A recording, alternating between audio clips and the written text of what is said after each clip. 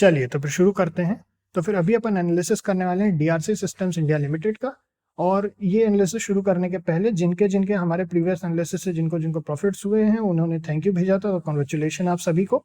और जिनको भी एडमिशन लेना हो, खुद अपने एनालिसिस करने हो, नीचे हमने लिंक दे दी है, उसको आप लोग डायरेक्ट यूपीआई लिंक है, जैसे ही पेमेंट आप करते हैं आपको मंडे टू फ्राइडे में एडमिशन मिल जाता है, तो आप वहाँ पे प्रक्रिया शुरू कर सकते हैं। जिन्होंने पहले एडमिशन ले लिया है उनका कोर्स शुरू हो गया है। तो अगर आप लोगों को जिनके पहले से कोर्स शुरू हो गया, अगर कोई डाउट्स वगैरह हो तो आप लोग डायरेक्ट मैसेज करके कोच चैट में पूछ सकते हैं और एक वीडियो में आप लोगों के सभी के डाउट्स क्लियर किए जाएंगे। चलिए अब चलते हैं, अपन शुरू करते हैं। इसमें जो है प्रोज एंड कॉन्स पहले देखेंगे इस कंपनी के, तो पहले बुरी चीजें देख लेते हैं। या सबसे पहले अपने को जो अपनी प्रोसीजर होती है, करंट प्राइस जो है 30.6 रुपीज का है, बुक वैल्यू है 3.61 रुपीज का, पेट्रोल्स की स्कोर है 5 का। और ये जो कंपनी है 2012 में इनकॉर्पोरेट हुई थी और आईटी सर्विसेज कंसल्टेंसी की कंपनी है। काफी सस्ता चल रहा है स्टॉक, अभी 17.16% की रैली हुई है पिछले सेशन में। अब प्रोज एंड कॉन्स में देखें बुरी चीजों में, 8.47 टाइम्स चल रहा है अपनी बुक वैल्यू से स्टॉक। कंपनी जो है लगातार प्रॉफिट दिखा रही है मगर डिविडेंड पे आउट नहीं किया। प्रमोटर होल्डिंग लो है 22.4% का, टैक्स रेट भी लो है और हाई डेटर डेज है 151 डेज के। प्रमोटर होल्डिंग डिक्रीज भी हुई है -6.11% लास्ट 3 ईयर्स में। अब यहाँ प्रोज की बात करें तो कंपनी ऑलमोस्ट डेट फ्री है और कंपनी अच्छा क्वार्टर देने की उम्मीद रख रही है।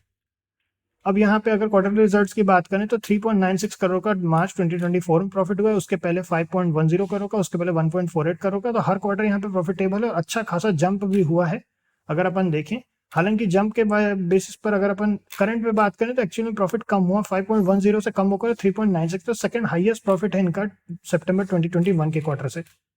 अब यहाँ पे अगर अपन पीएनएल स्टेटमेंट की बात करें, पीएनएल स्टेटमेंट में 12 करोड़ का यहाँ पे 2024 में प्रॉफिट है, उसके पहले 7 करोड़ का था और 2022 में 1 करोड़ का था। तो लगातार ग्रेजुअल ग्रोथ है ईयर बाय ईयर, अच्छी खासी ग्रोथ है। डिविडेंड पे आउट कुछ भी नहीं है। कैश फ्लो की अगर अपन बात करें तो 28 करोड़ का positive cash flow operating activity में है और नेगेटिव कैश फ्लो है सबसे ज्यादा 26 करोड़ का, वो इन्वेस्टिंग एक्टिविटी में नेगेटिव है। Overall net positive cash flow है 2 करोड़ का। शेयर होल्डिंग पैटर्न की बात करें, शेयर होल्डिंग पैटर्न में 22.4 करोड़ की मात्र 22.4% की मात्र होल्डिंग है यहाँ पे प्रमोटर की, जो कि बहुत कम होती है। एफआईआई की देखें तो 0.67% होल्डिंग है, पब्लिक की होल्डिंग है 76.88%, बहुत ही कम होल्डिंग है प्रमोटर्स की। और अगर अपन यहाँ पे इस तरीके से यहाँ एक प्लस का निशान है, अगर उस पर क्लिक करते हैं तो अपने को यहाँ पे सभी होल्डर्स की भी लिस्ट मिल जाती है। तो काफ़ी कम होल्डिंग है, तो काफ़ी केयरफुल रहने वाला स्टॉक है ये। इस तरीके से इतनी कम होल्डिंग में हम तो काफ़ी बचते हैं, तो आप लोगों को भी सजेस्ट करेंगे थोड़ा सावधानी से ही इसमें रहें, बहुत कम क्वांटिटी में जाएं अगर जाना है तो।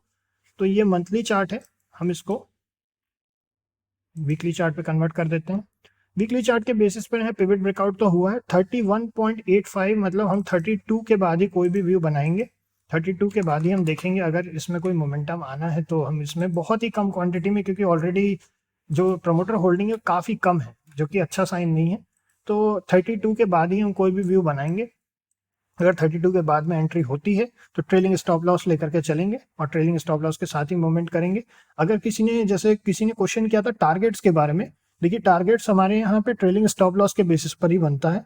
ट्रेलिंग स्टॉप लॉस करते जाएंगे और जितना आगे जाना है मार्केट को जाएगा, थोड़ा बहुत हमारे को जितना कम से कम हम प्रॉफिट में निकलेंगे हमेशा, इस तरीके से कि हम ट्रेलिंग स्टॉप लॉस के साथ चल रहे हैं। वही हमारा कॉन्सेप्ट रहता है, क्योंकि कोई नहीं बता सकता कि स्टॉक अपसाइड पर कितना अपसाइड जा सकता है, कितना भी अपसाइड जा सकता है।